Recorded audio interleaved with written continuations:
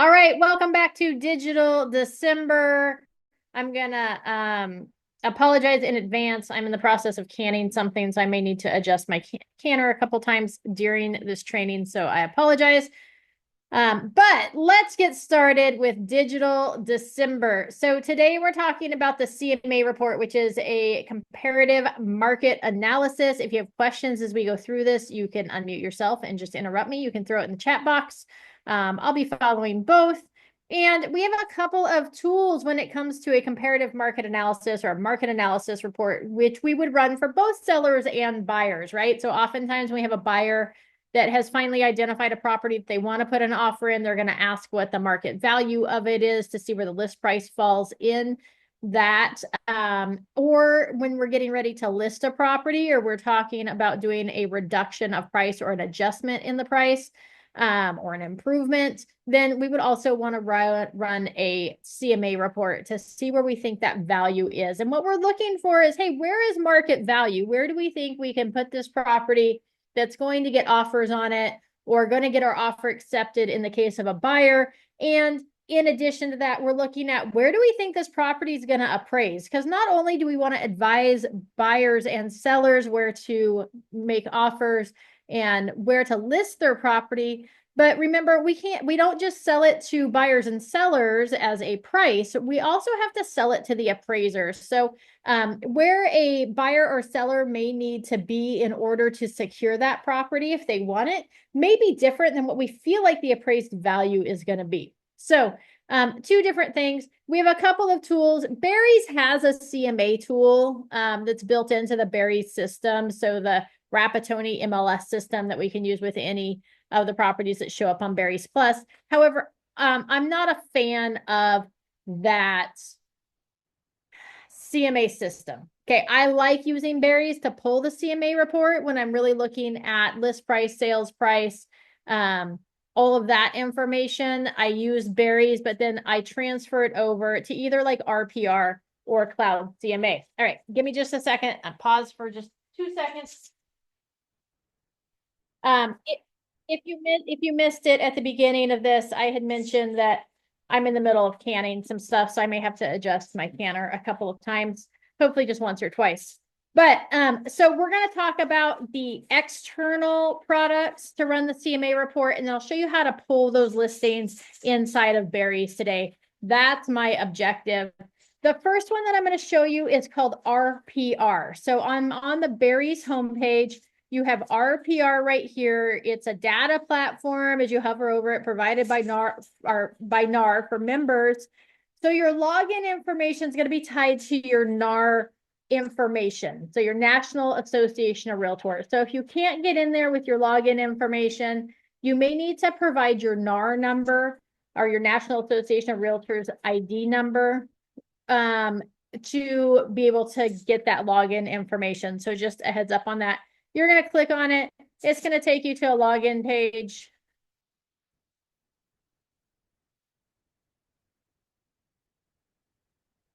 I think it's going to log me. It logged me in already because I'm already logged in. If not, it's going to take you to that login page. So it may take you a couple tries to recover your information. Okay.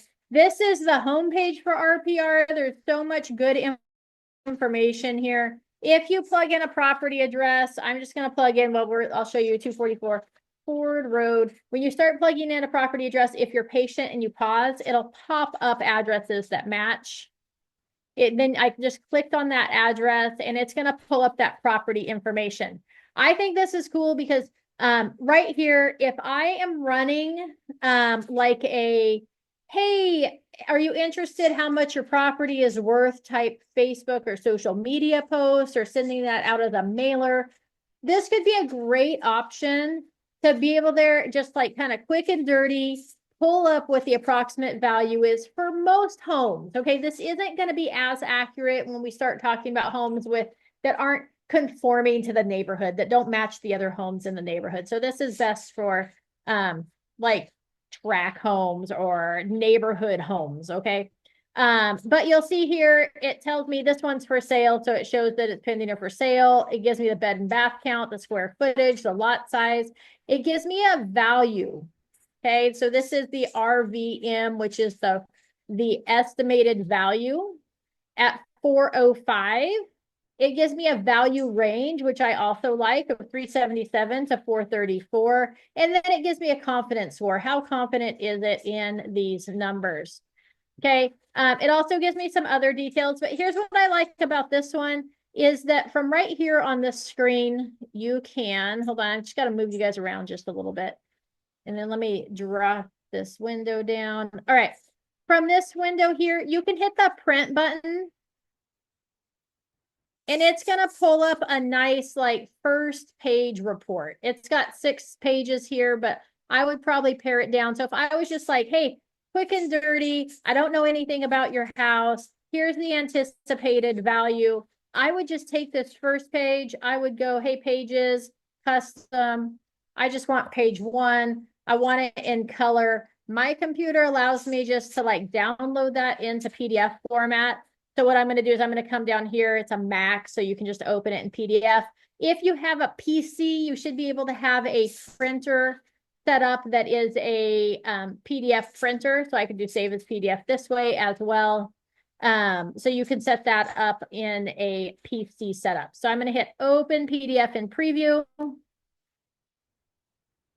I don't need necessarily all the pages. I just want like a 1-page report, something I can shoot over to an email for somebody looking for a value that then I can call them up and have a conversation with them about, hey, I just sent you over like a rough estimate of the value of your property. There's a couple different ways that I can help more further refine that for you. One is send me pictures. 2 is, how long have you been in the property and have you done any upgrades or improvements to the property since you purchased it? Because I can pull up the pictures in the MLS from the previous sale, right? Or, hey, send me a couple pictures, send me backyard pictures, send me a kitchen picture, send me pictures of the bathroom and maybe like the living room, like shoot me over some photos so that I can see what that property looks like. But this gives us a really rough, hey, here's our RVM number, here's kind of our estimated value, and here's our range. So I like this because it's just super quick, super easy. It gives me a number and it didn't take me much time. All I did was type in the address and then click on that. Okay, hold on. I just clicked on the wrong thing here. My screen's not participating. All right, there we go. I'm trying to scoot my screen over. It's out of control right now. Hold on just a second. All right. There we go. Let's see if I can get my screen scooted over now. All right. So that was just, I typed in the address, I clicked on the address, and this is the page that it took me to. Now from here, you can do more in-depth reports. Okay, so we can do, here's property information. You can scroll across. We've got map and location. Right, it's going to show us the location along with all the other properties in that neighborhood. We've got market trends.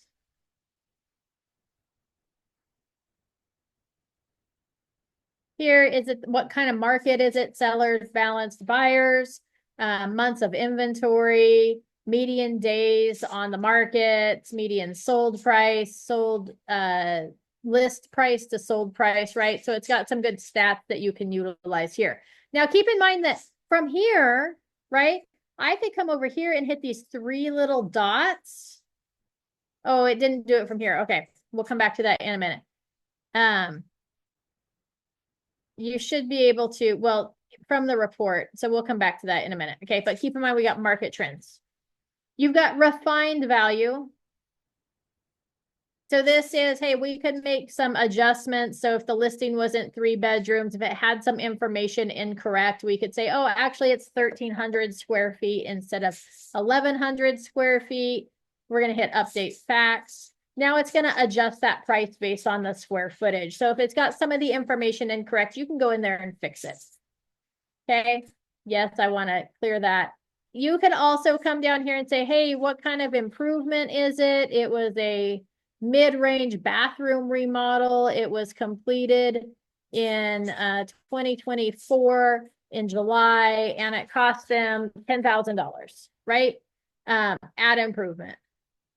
So see the value change. This is a good one too. If you've got like sellers that are like, oh, well, we're thinking about before we list the property, putting the home on the market or doing some improvements to it.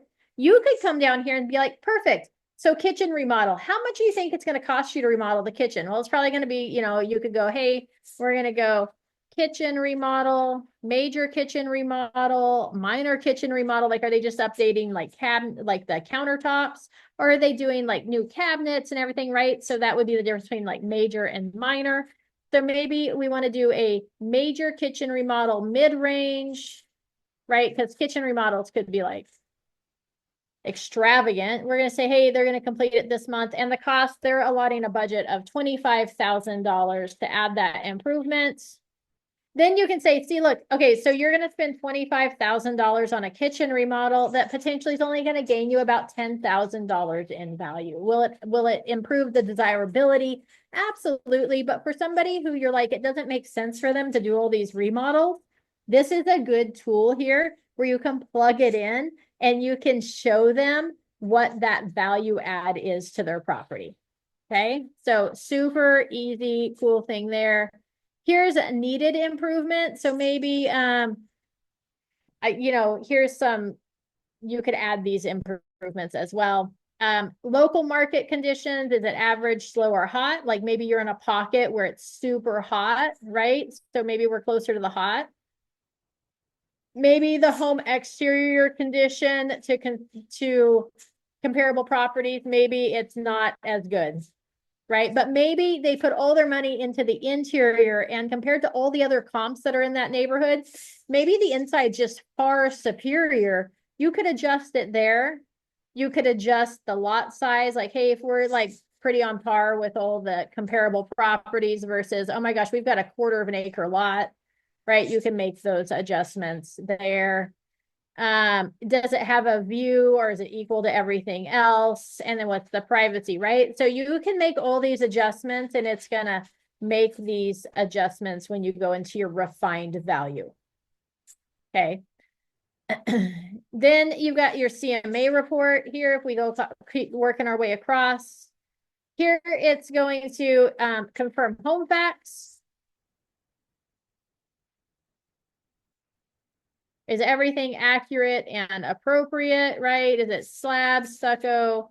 What is it? Here's the public record. Here's the details from the listing.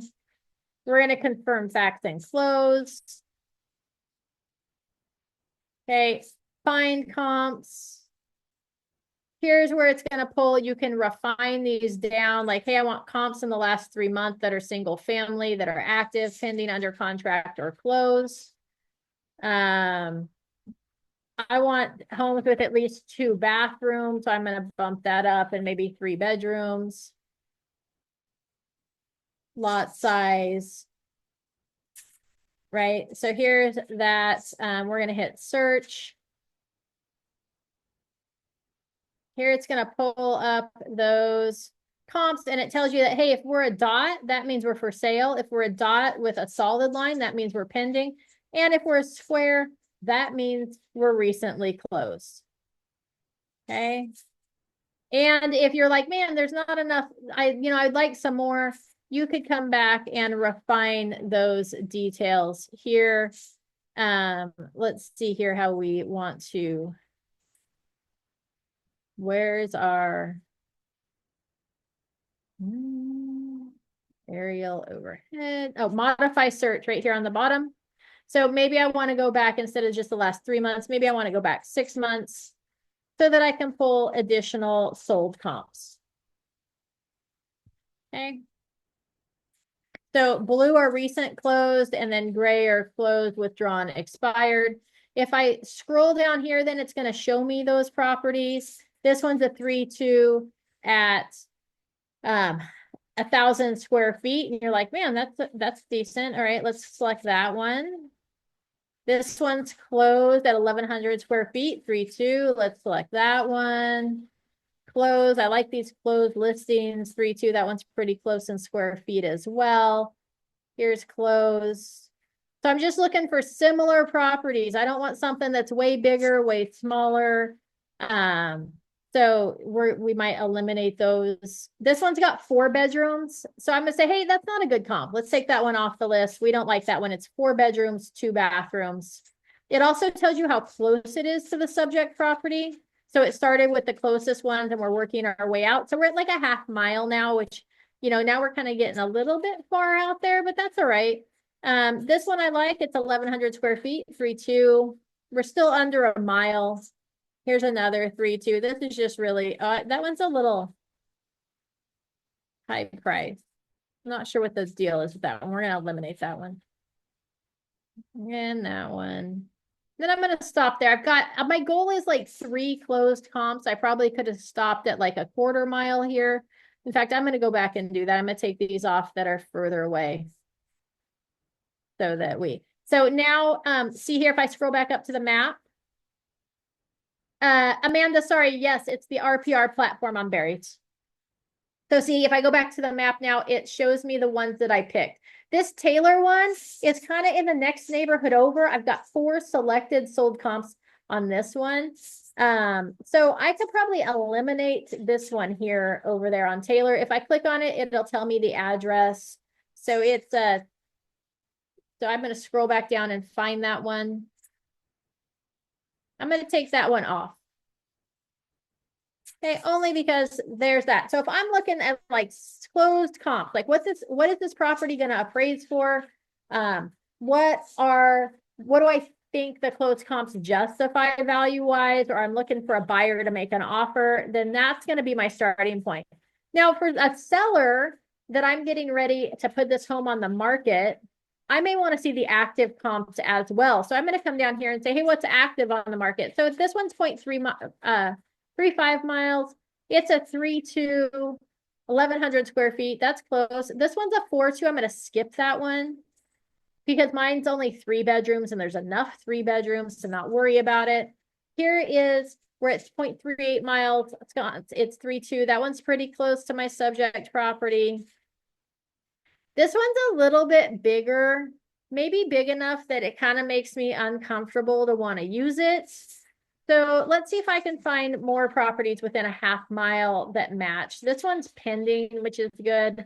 The active properties for a listing are good because that's going to be our competition, right? If we're getting ready to go on the market, what's also on the market is our competition. So I may want to say, hey, I'm going to include all active properties because if we're priced higher than this 1,400 square foot home and we're only at 1,200 square feet, then that's not good. Versus, hey, what's pending is, hey, these like were priced right. They've gone into contract. Here's what might be appropriate. We're at 0.74 miles now, which is a little far out for me. So what I'm going to do now, after I've selected those properties, so here it shows them on the map. I don't really like this one because it's kind of over the river. So Arcade, I'm going to eliminate. I'm also going to come in here and eliminate this one, which is Ponderosa. So Ponderosa and Arcade, I'm going to eliminate. Whereas if there was another one that I didn't mark that I wanted to add, I could be like, hey, what's this one? And then I could go in there and add that, use this as a comp. In fact, I can probably eliminate this one as a comp right here. Here, see, look, uncheck the box. So I can just click on the little dots on the map as well to add or remove from comps. So I've kind of got this neighborhood selected. There was enough comps inside the immediate neighborhood to make it worthwhile. So now what I'm going to do is I'm going to say, hey, let's update that valuation and close. So there, so remember I'm inside the CMA tab. I've got the property selected. I confirm the home facts. I search for comps. Here's the average of those comps, right? Here's the range. I can make adjustments for the comps if I want to. So I could hit adjust comps. Here's where I could go down and look. I could look at bigger photos. I can scroll through the photos of the other home and I could say, hey, how does this home compare to the subject property? Right? So you can look at those if they have multiple photos, if it was like an active listing. These are closed, so it doesn't have a whole lot of photos on there. It's just got the Google photo. But I could always go into berries too and look at those listings and say, hey, where was that at? And then I could say, hey, this one was in like worse condition. This one was the same. Maybe this one was a little not as nice, right? So you can make adjustments if you want to. You can just leave it like it is, okay? So there's that. As you scroll down, you're going to hit the next, which is going to take you to the next page of 3 comps. This one, you might be like, oh, this property was, how does this this one was way worse. Like this was a total tear down. This one's the same. This one's a little nicer, right? So you could like make these adjustments if you want to. It's nice because you don't have to go like line item by line item to do this. Once we've looked at all the comps for this property, we could say, hey, update and close. Now it's adjusted that based on the condition of the property. And then we'd say, hey, now we want a seller's report, create report. What's creating that? I'll be right back. Thinking hard.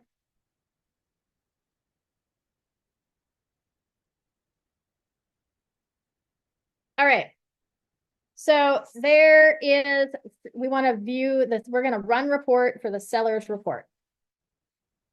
It's going to let us know when it's generated that report. Okay, so now we're inside the property search board, and then we're inside of reports. We're gonna, while we wait for that, here we are back. So remember, we talked about property information, map and location, market trends, refined value, the CMA report. Oh, also on this market trends, from here with the market trends, you could hit print.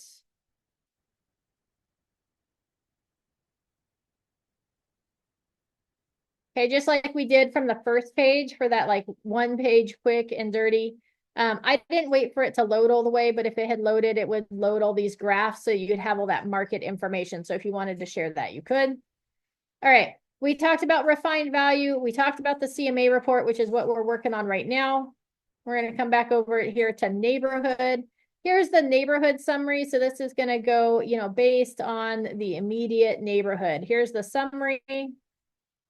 Market trends, estimated property value. Here's property value over time. This is the livability index. It's how affordable is it, right? Housing affordability, the neighborhood, that's access to life, work, and play. Like how close is it to amenities? How close is it to transportation? How about clean air and water, health, prevention, access, quality, engagement, opportunity. So there's your livability index, and you can look at the view on AARP if you want more details on that. Here's the top 5 occupations in that general area, neighborhoods nearby. Okay, so it's saying, hey, here's what's nearby. In case you've got somebody that's like, oh, I kind of like this neighborhood, but what are the ones nearby, right? Maybe there's maybe they're looking at a neighborhood. They're like, man, I'd love to live here, but maybe the prices are a little too high out of their range. You could come in here and be like, hey, what's the median home price in the next door neighborhood that maybe would work for them? Okay. So you've got that option there under the summary. Here's the housing facts and stats for the neighborhood. Okay, so come in here and play with this quite a bit. It's got some really cool things. You've got the people, population change, growth, median age. Okay, and then it compares it to, hey, how about not just this neighborhood, which is based on zip code, but how about to the whole city? And then how about to the county? And then how about to the state? And then how about based on what's the United States doing so that you can compare it? Education levels of the population there, population of children by age group, population of adults by age group, right? So some great information. Then you can go on to economy. Okay. Keep in mind, there's a little print button up here on all of these, so you can always load this up and print it to provide them this information. So this just goes through, hey, what's the average household income, unemployment rates, right? So all good details. And then we've got the quality of life. Okay. The elevation of this area, the annual rainfall of the area, snowfall, days of full sun, travel times to work, water quality, super fun. So just there, and we've got that. Here's that, look at this cute little thing for average commute time. Most people's 15 to 30 minutes. How people get to work, they drive, carpool, or motorcycle, public transportation, how many people work at home, the average temperatures by month. Okay, walkability score. So just some fun little graphics there that you can play with. And that was under that neighborhood information. So we've got property, summary, housing, people, right? So all that there. Okay, I just hit the little back arrow to get back to here, which took me back to where we were at, where we talked about all these little tabbies. All right, we're going to come back over here to my other tab where I hit create the report, and it says, ding dong, your report's ready. Would you like to download that report? I'm going to hit close here. So here I've got the seller's report. So now I'm under, property search that property. Here's the reports that I've generated. So if I wanted to see this seller's report, I'm just going to click on that address. It's going to pull me up the PDF of that seller's report. So it's got all my information on the front. Make sure you update your profile. Here it's got a map with that property information. This is also, you pull up a seller's report. This is a nice like 1-page too. You could just print this second page and shoot this off to them in an email, print it up and mail it to them. You know how we talk about in your database, like once a year, you want to send them the value of their property so they're kept up to date. What a great idea. We just plug in our property information here and then pull up this page 1, which looks really nice and professional and lets them know that, hey, here's your current estimated value, the refined value, your comp analysis, and then kind of what the change has been. That's like kind of what the market's doing over the past 1 to 12 months. Okay. So great seller's report here. This is like, here's that affordability index.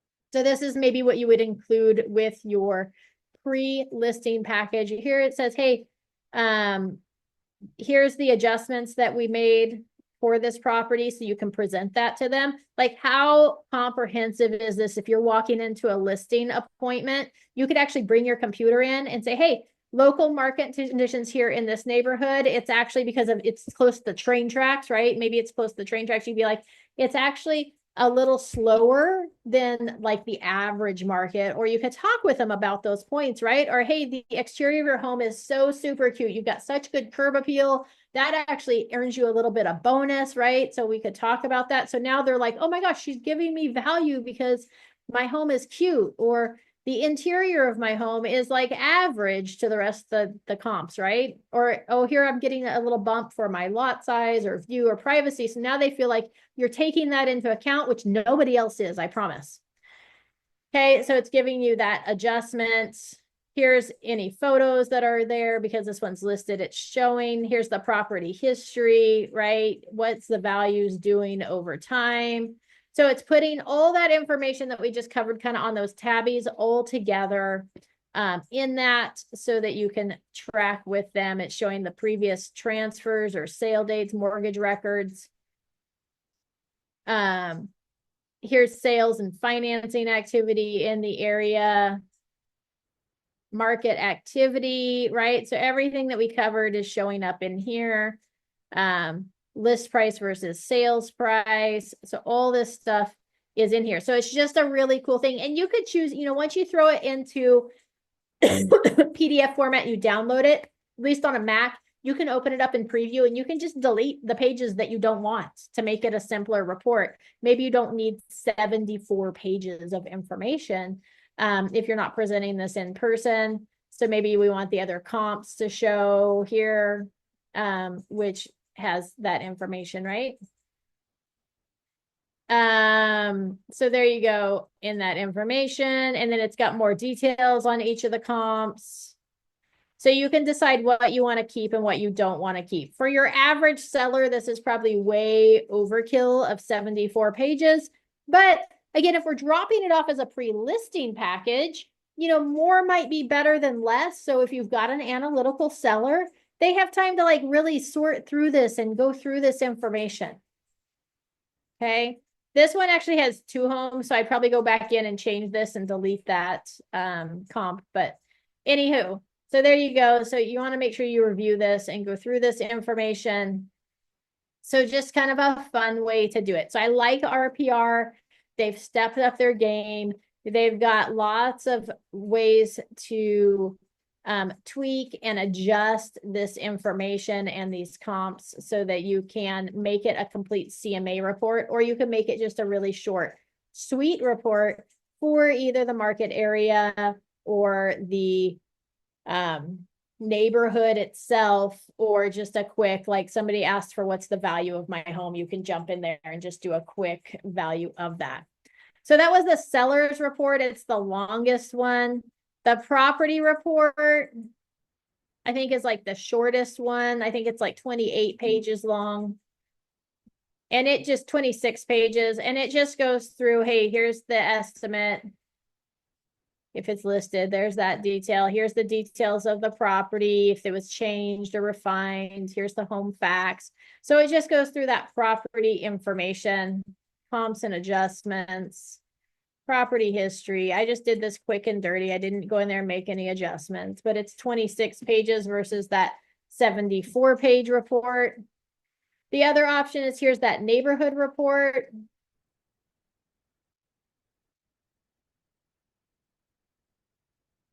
Okay, that's just pulling, hey, here's the details for this neighborhood. That's based on the zip code of 95838. This one's 12 pages. Housing stats and charts. If you were hosting an open house, this might be something that you want to have available for people to flip through and look at. You know, price range, median listing price versus the listing volume, age range of comps sold, sizes of homes sold, education. So all that information that was in that neighborhood tabby, that all shows up here under the neighborhood report. Okay. So if you wanted to run another report, here's the report options that you have. We have the property report, which I showed you. That was the second one. The seller's report was the first one. You've got a property flyer. So if you just want a quick flyer for like an open house or something, there's that. That's kind of what that looks like. We've got the mini property report, which is only 12 pages versus 28 pages. You can view the sample of that one. You've got the valuation workbook, which is 74 pages. That's going to be more like a seller's report. You've got the market activity report. Okay. You've got the neighborhood report, and you've got a school report. So those are all whatever you wanted to run. Maybe it's a market activity. We just click that button, hit the run report, or you could customize this report. And then it'll say, hey, you're in line. As soon as it's closed, we will notify you. And then you can just go on. Here's where you can, kind of include your recipient name if you want to customize that report for a specific person. Delivery method, you could say, hey, we want it automatically emailed out. Leticia, this is from Barry's RPR. So in case you're joining us late, on Barry's, on your MLS search, you've got this RPR tool that you can utilize at your disposal. Here's where you can make sure your profile and edit your profile, make sure your address, your license number, you can put in your logos and different things there. You can manage the custom pages here. So if you want things added or taken away, you can do it. Yes, Adriana. Yep. The school report, is that gonna give just the schools that are around the neighborhood? It should give, here we go. So this is saying, hey, here's the schools report. If this one actually says it's not available for this address, so it's not polling. But so it'll tell you if it's available, and it'll tell you based on location what schools they would pull into. And then you could say, hey, do I want a high school report or an elementary? So maybe we want an elementary report. So let's look at that one. It's gonna draw that up. It's gonna let me know once it's ready. So we'll wait patiently for that one to pull up.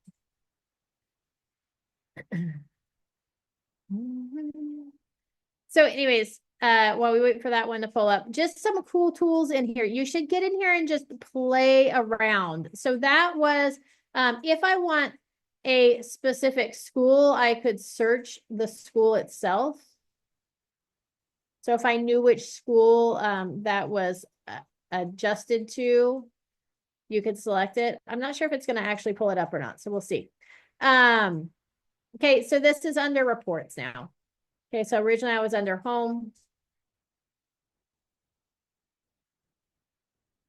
You could add markets in here. So if you have specific ones you want to watch, like maybe I want to watch 95688, you can go into settings, new listings, recently closed. Maybe we want 60, commercial, save. Let's see where I can add my markets here. So we're going to add a 95688. There we go. We want to add Vacaville. Let's see if we can search. I don't think it'll pull up neighborhoods. No. All right. So maybe we want 95687.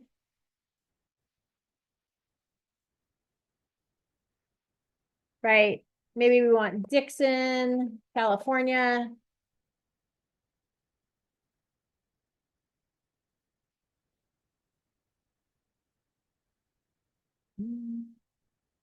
It's not giving me Dixon, California. It hates me. I don't know the zip code over there. So anyways, so we're going to hit save now. This is on your dashboard. We're going to say, hey, go to homepage. So now it's got my markets pulled up in here. It makes it really easy for me to look at those markets to see what's going on, how many price changes, how many pending, how many closed. So just some fun things that you can do inside of RPR. So go in here and play with this. Our main focus right now is that CMA report. So I showed you kind of how to walk through that based on an address, but you could hit create CMA. It'll walk you through for that seller's report. I did it again through just plugging in the address up here. And then I went to the CMA tab to create that report. Okay, so it's going to walk you through, confirm the home facts, search for comps, make adjustments, review the comp analysis, and then get that report. Okay, so that's how I went in there, but you would do the same way from the home page on the create a CMA report. You could access the same thing. So that's RPR. But again, I like it for two things. Number one, it's got a really nice comprehensive CMA report. And number two, it's got a fabulous, just kind of quick one-page property value that's really easy to pull up based on address, so that if you've got people that you put something out there on social media, you've got somebody that clicked on your, hey, I'd like a home value on your website. It's super simple way to pull that information up. Okay, give me 2 seconds here.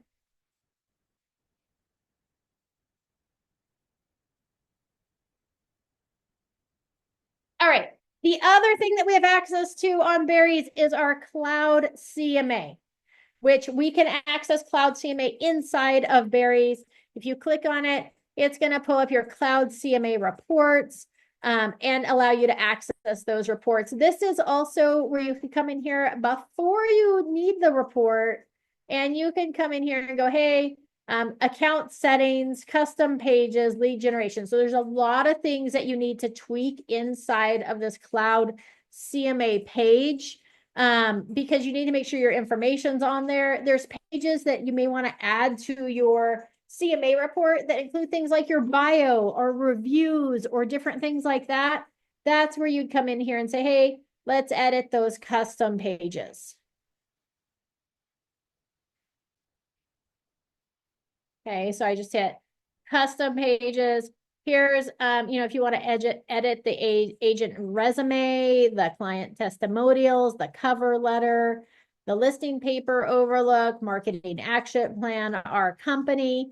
You can also upload custom pages if you want them. You can add custom pages by just titling it. But if you're going to do this, you need to come in here and edit them if you're going to include any of these custom pages. I don't mind this because I usually just use the basic pages inside of Cloud CMA, which I'll show you here in a minute. This is also, Cloud CMA is free. There are some upgrades that you can do where you would get billed for it. So that would be billing, your MLS credentials. So it pulls back and forth, contact information profile. You can update that all inside of account settings. Again, over here, account settings, I click custom pages, but it takes me to that same section. Okay. So let's show you, I'm going to show you how to use Cloud CMA inside of Berries. So I'm back to the Berries homepage. I'm just going to click on Berries Plus.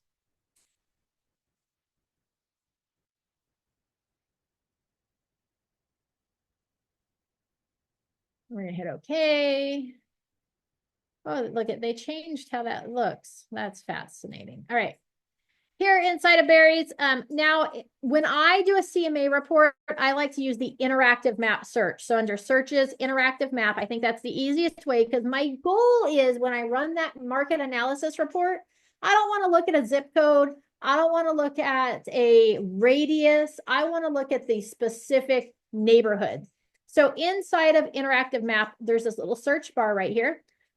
I'm going to say, hey, I want 244 Ford Road. We're going to use the same one that we've been using for everything. I just start typing it in and then it auto populates. It's going to recenter my map based on that location. Okay, so now I'm centered on that little dot. You can remove the marker, but then you might lose the property that you're trying to search around. If you hit the little X, it leaves the marker. It just closes that little window.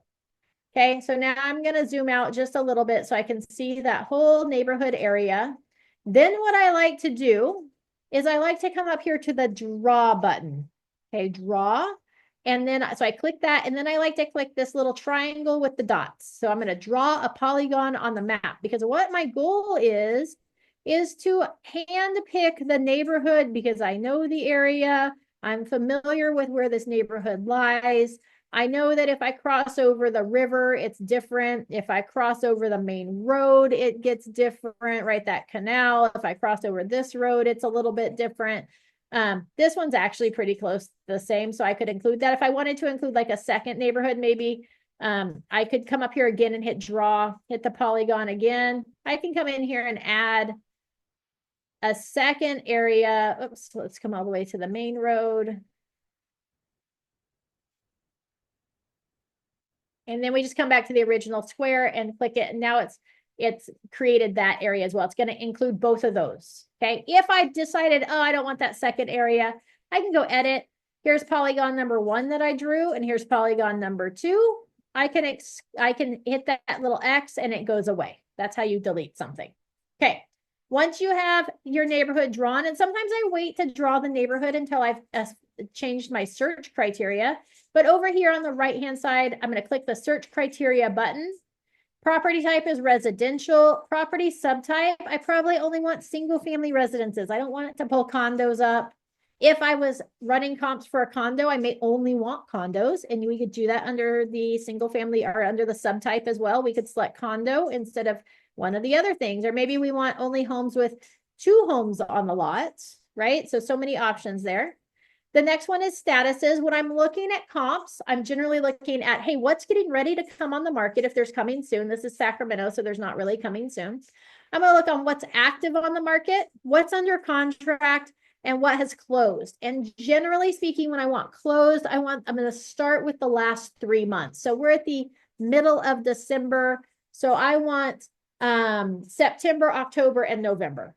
Okay, it's not like a exact date by any means. I just want, hey, what are the last 3 full months prior to this date? So I update the close for that. So now I'm pulling close sales from September to today's date and December for anything that has closed.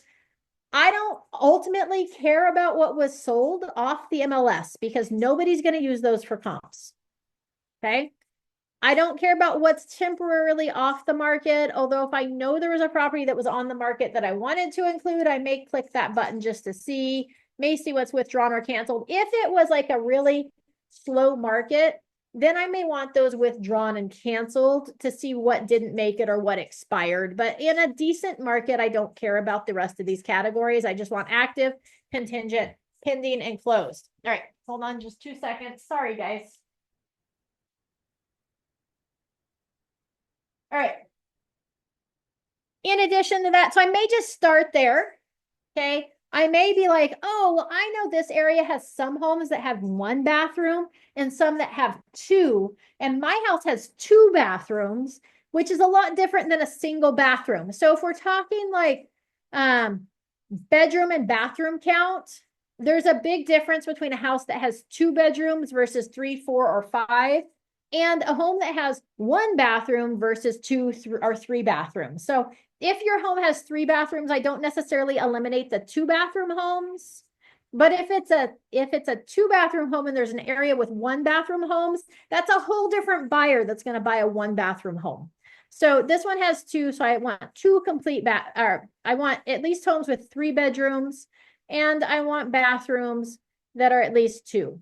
Okay, I usually do total bathrooms. Now keep in mind, if I do total bathrooms, it's going to include both like 1.5 baths and 2 full baths versus here. So if I said 2 full baths, they would only pull those with 2 full baths, not partial bathrooms. So just kind of keep that in mind. If I said, hey, I want homes with like maybe your house that you're running comps on is a 2-story and it has 2 full bathrooms and a half bathroom downstairs. So maybe it's got your master bathroom or your owner's suite bathroom. It's got a full bathroom upstairs for the guests or your children or your other occupants of the home, and it's got a half bathroom downstairs.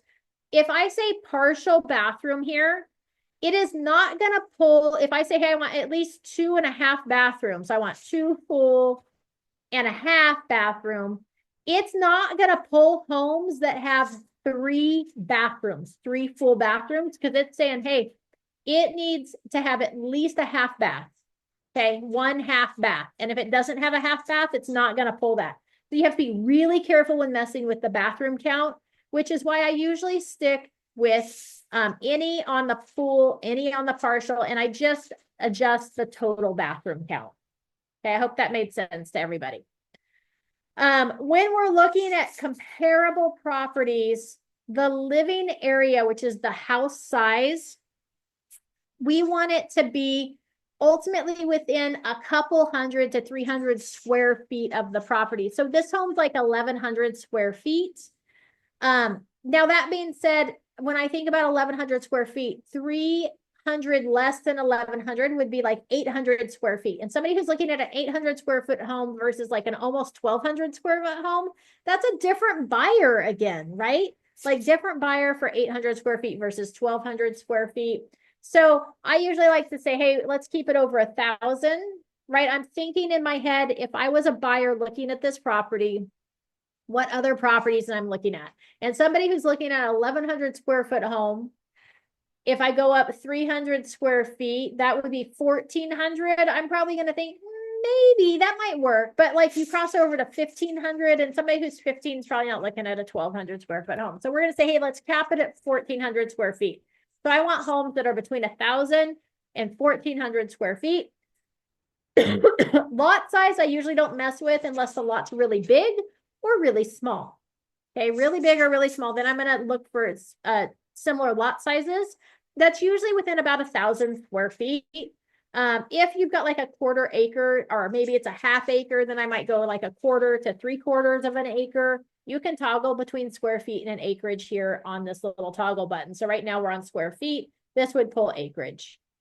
Okay. So depending on the lot size, if your lot size is like 10,000 square feet, then I may say, hey, I just want lots like 7,000 square feet and bigger, or 7,000 square feet up to 15,000 square feet, right? So you could adjust it there and make yourself some wiggle room. The lot size though, it's not as exact as like square footage size. So we just want it to be kind of similar, and we got to think about the whole lot. The year built can come into play, especially if you've got an area where you've got older homes and newer homes. So you may want to filter out that year built. Like if the home was built in 1950, I probably want to cap it at like homes that for 1970. So I may like just cap it on the through side to 1970. Maybe this one I think was built in like the 80s or 90s. So maybe I'm like, hey, I don't want any homes built after 2000. So you don't have to plug in either or. You can do, hey, I want homes only built after 2000, or I want homes built to 2000. So you can do a couple of different options there.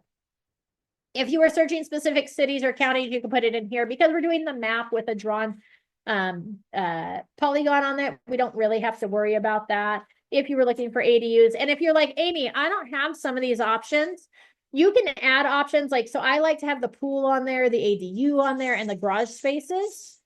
Okay.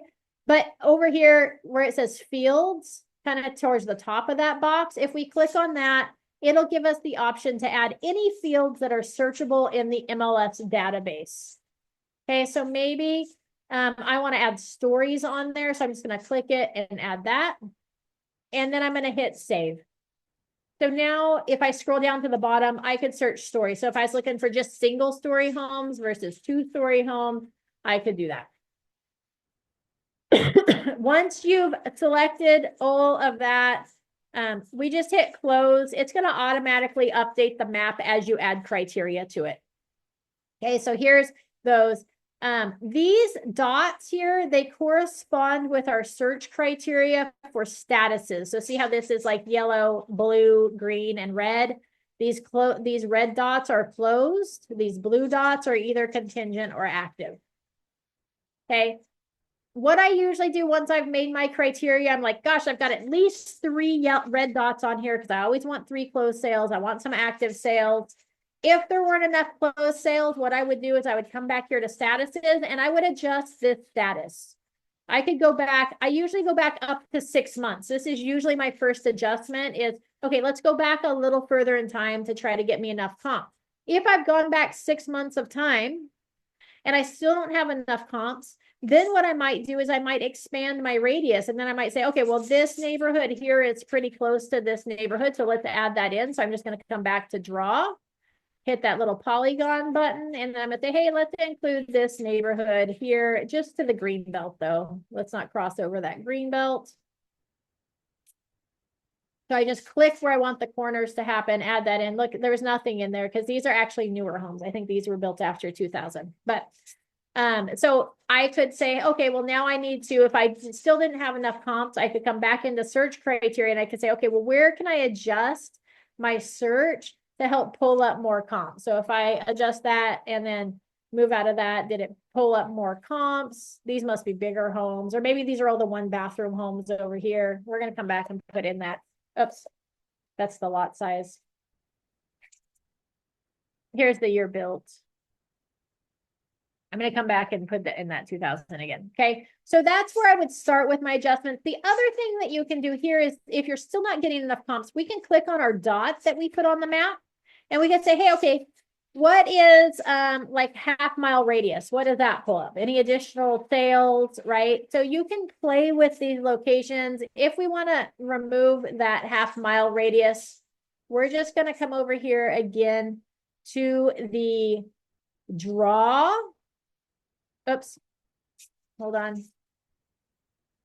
I'm going to hit done because I didn't actually want to draw. I'm going to hit the edit button next to the draw button. I'm going to say, hey, get rid of that circle. Goodbye, circle. Okay. Now from here, you've got a couple of options. You can click on the dots, which are going to pull up those properties, and then you can checkbox them if you want to include that in your CMA report. You can also come over here to display, which is where I usually go from this point. Oh, really important. When I clicked on that one, it dropped down my map. Keep in mind that if I drop it down here, even though it's in this radius or this polygon, it's not going to show me properties. It's only going to show me what's showing up in my window. Okay, so if it doesn't show up on the window, it's not going to show up when I go to switch the view here in a moment. Okay, so make sure that you've got whatever you're trying to search in your window. Then I'm going to come over here to display, and I like the 1-line grid. That's different than the Barry's 1-line. I like my default display is the 1-line grid because it works like an Excel spreadsheet. So I'm going to click on that, toggle on over to 1-line grid. It's got some updates. We'll have to play around with that and see what that is before we hit our Barry's training. They just ran an update this weekend. So anyways, here are those listings that were showing up on the map. Now they're kind of in a list format. And because I chose the 1-line grid, I could sort this. If I want to sort by square foot, I could sort by status date. So that would be like, hey, when did it close, right? I could sort by status. So we can do all that. If I've got columns on here that you don't have, right? You could go customize grid and you can add and subtract columns. You can move the columns around, okay, by customizing that grid. All right, so here I may be like, okay, let's see, these are all good comps. I like these, so I'm going to select these here, these closed sales. I'm going to select that one because it's the subject property. And then these active ones, well, these are good comps too. So we're going to select those as well. I could have selected this box and select them all. Now, and you could also click on them. It's going to open up that window. Here, I can actually toggle, so I can look at the photos to make sure they're good comps, make sure they're comparable in like condition, whatever that might be. I can just scroll through each listing and be like, okay, the first one works. Oh, the second one, it's a good one, right? So you can do it that way as well and look at each and every one of those comps. Then we just click the back to list. Okay, this brings us back to that list. I checked the boxes for the ones that I wanted. Maybe just for kicks, I'm not going to check one of the boxes. Let's eliminate this almost 1,300 square foot home. So I'm not going to check that box. Then if I come back over here, there's two ways to get back to the map. Okay, if I want to go back and look at that. One is over here on display. I can go back to map view of all listings. I can also hit revise criteria because I selected the criteria inside of the interactive map. This is going to take me back to that interactive map. Okay, now notice when I go back to the interactive map, all those properties that I checked, those boxes are still checked. Now, if I eliminated an area, once that box is checked, even if it's off the map, okay, it's still going to show up in my search. So just a heads up on that. If there's a property over here and I checked it, and then came back over here, eliminated this block, that check is going to remain. So anything that you check is going to continue to show up. Okay, we're running a CMA report. I've selected the comps based on location, based on condition, based on properties that are similar to my subject properties. Now what I'm going to do is I'm going to click this CMA button. Okay, so over here on the blue toolbar, top left, I've got CMA. Okay, here's where I can run it through the Berries CMA package, which is the CMA option here, the CMA package. You've got portrait, 3-up. Those are all inside the Berries. I don't like those. They're not very good. But this is where you can also jump on over to Cloud CMA. So I'm going to click here for Cloud CMA. It's going to open up that Cloud CMA report.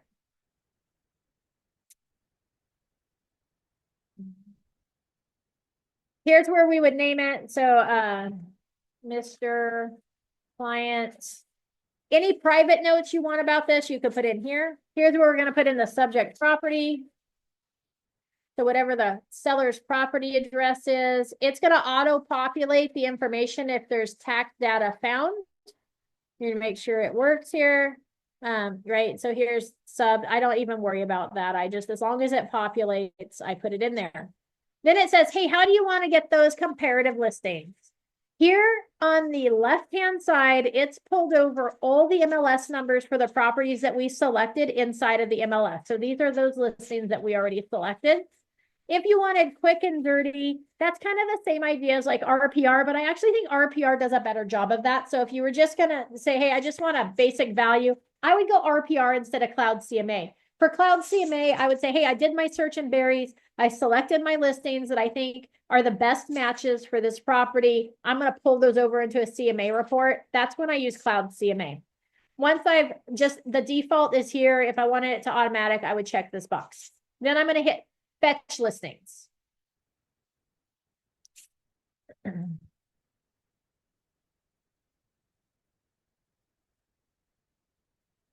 then we're going to patiently wait for it to do its thing. That's usually my hardest thing, is patiently waiting for anything. All right, so here we've got organized listings. Subject property, it's loading up. It's going to show us a map of the location of those listings. So here's everything. If it's contingent, it's now yellow. If it's a sold property, it's red. And if it's active, it's green.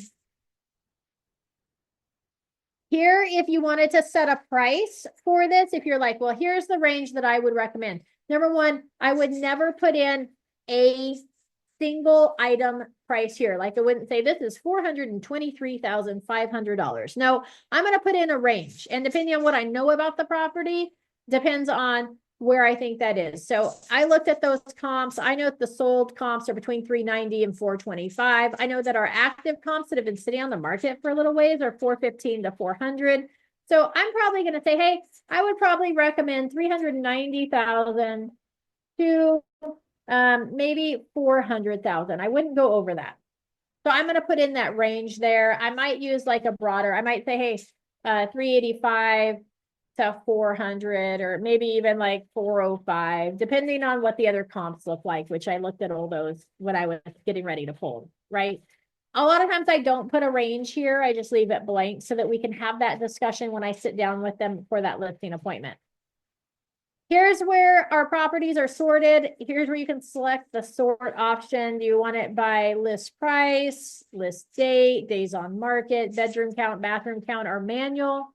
I like manual because then you can select how you want it in there. It put the closed at the end, the contingent here, and the active, right? So however you want that done, you can adjust there. Oh, there's more. So you got sold date. Sorry, there's if you scroll down, there's more. It was sorted by status originally. And just so you know, this will toggle. So like right now it's closed, contingent, and then active.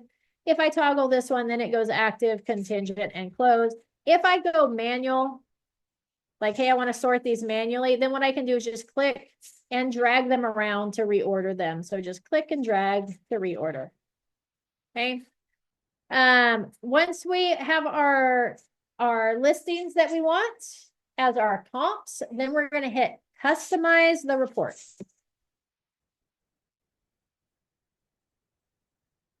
So here is our report. Our theme is modern black and gold. Our layout is 4-column comparative. Our template's the defaults, fonts. Do I want to cover or no cover? Here's all the pages that are included in mine. I don't have very many. You can go in here again. You can go to your Barry's dashboard. You can go Cloud CMA, and you can adjust how you want your reports to look like ahead of time.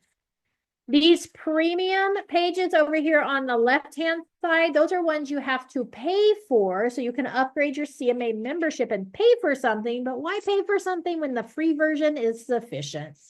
Okay, here's all the standard ones that you have options to add. So you could add a cover letter, your resume, recent sales, your company, what is a CMA, contact me, title fly report. Who knows? You may want to add that one. So if you wanted to add this, we're just going to click the little plus, and now it's going to add that in there. Okay. If you click, you can drag it around to where you want that. So I just click and drag, and I can reorder those. Listings. If we were like, oh, what's that? You can hover over the eyeball and click on it, and then it'll load a preview. So if I'm like, oh, what's the CMA? What is a CMA page? Here it goes into detail about what a CMA page is. If we wanted to add that to the report, we could just click add. Now it's going to add that what is a CMA. Okay, so that's introduction. The listings, where it says listings chapter, that's just a title page. So it's just going to say, hey, this is the listings section. So it's going to look like this. Listings. If I don't want to add it, we just hit close. More photos, adjustments. So right now I have like the first dozen photos for each of the listings. If I wanted all the photos, I could add that in there. If I was going to do manual adjustments, this one isn't as easy to use as RPR for making adjustments. I never make adjustments on Cloud CMA. Here's my analysis. Again, that's just the title page. Online valuation, I like that one, so I'm going to add that one in there.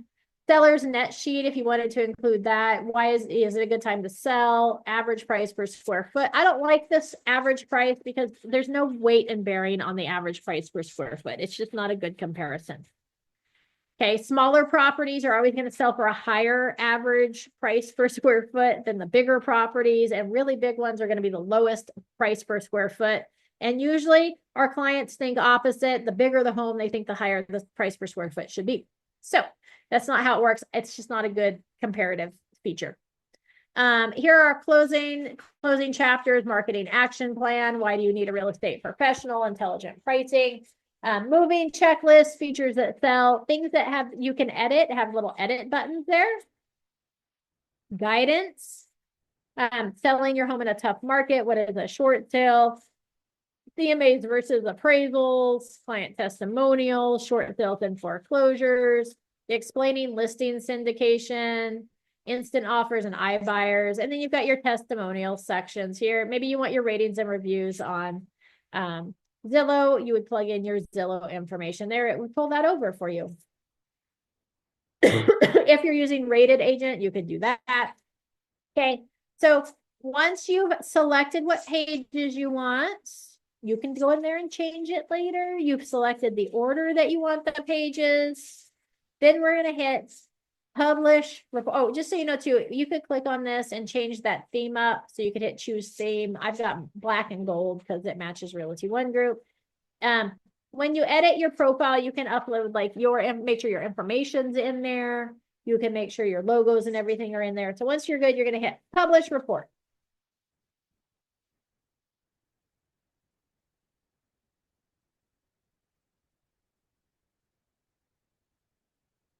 All right, so here is this report. I can view live.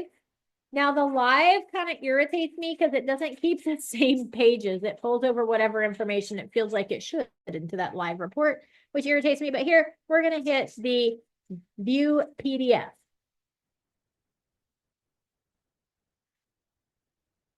So from here, I could download it, I can share it, I can print it. Here's that home page. If you uploaded a photo of the house, so you could drive by and take a quick snapshot of the front of the house, and then you could upload it so it would have that instead of the map. Choice is yours. Here's that what is a CMA page that we added to it. Here's the map of comparable listings. They're all numbered and identified down here by number, and then whether they're sold, pending, or active. Then all the details and the price. Then you've got your summary, the summary of sold, summary of contingent, and summary of active. Then here's the side-by-side comparison of the properties. It's going to have 2 pages of that to list all those. Here's your comparable property statistics. There's 3 sold. The average price is $400,000. Here's the average price per square foot and average days on market. Contingent properties, same information. And then the active properties, average days on market. Here's that online valuation analysis. I think it's good to include this only because people are going to look anyway. So you might as well hit it head on and include it in your report so that people can say, hey, here's what it sold for. Here's what the estimate is. So what's that difference? Here's what it sold for. Here's the estimate. Here's what it sold for. Here's the estimate. Zillow in this neighborhood seems to be pretty accurate. Here's the contingent price versus estimate. And then your active properties there. Show as well. Here's the sold property analysis, the sold price versus list price and average days on market. And that's the end. I don't have a very detailed because most of it's in my pre-listing package. So that's the cloud CMA report. Questions on RPR or cloud CMA? We went overtime. I apologize. You can throw those questions in the chat box too. Did you guys find this helpful and useful? These tools, the RPR and cloud CMA, and how to run a CMA report.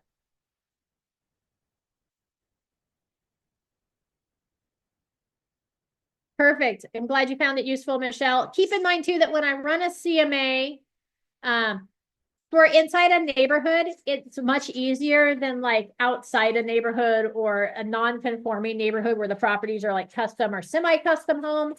But we may need to expand our range. Or like sometimes I've had a property where the lot size is like 1/4 of an acre or 1/2 an acre, and all the lots around it are much smaller. I may expand my search to the whole city to find similar properties that are similar in condition, similar in lot size. I might go outside that radius when I'm looking to price a home or when I'm looking to justify it to an appraiser. So I also do an appraisal packet for all my appraisals. And so I may justify looking outside the neighborhood and why I would do that to an appraiser. So I don't always stick within the neighborhood, but this is always my first inkling is to stay inside the neighborhood as close as possible. Don't cross over major roads. Don't cross over natural barriers, because properties usually change when you cross over those natural barriers. The neighborhoods vary quite a bit. So that's my first goal, is to start inside the neighborhood, look at properties 3 months back, look at properties that are close in square footage where I feel like the same buyers would be looking at those properties. And then I expand out from there. If you guys ever have questions when you're pulling up a CMA report or you have to do one and you want a second set of eyes on it, ask your mentor, pull up what you think the approximate value would be, print up that CMA report, kick it over to your mentor, ask them to review that information and let them know what they think, have them sit down with you and go over it. You don't have a mentor, you need help, you want a second set of eyes, ask anybody in the office, kick it over to me. Hey, say, hey, Amy, can you double check this for me? I'm happy to kind of give you my opinion as well. So there you go. Thank you guys for joining me. Thank you for hanging in there as we went a little bit over. We'll see you all. We don't have class tomorrow because we have the office meeting tomorrow. So show up for the office meeting. It's on a weird day tomorrow at 10 o'clock. And then Friday, the Zillow meeting's at 9:30. It goes to about 10:30 at 11 a.m. Same Zoom link. We're going to start the forms training to go over all the forms changes that go into effect next Monday. So new car forms have been added. There's been some updates to some forms. We'll cover all of those on Friday. It'll go 11 to probably about 1 o'clock. Give ourselves 2 hours to go through those changes so that you are informed and updated on what that car forms library is going to look like on Monday. Thank you guys. We'll see you on Friday.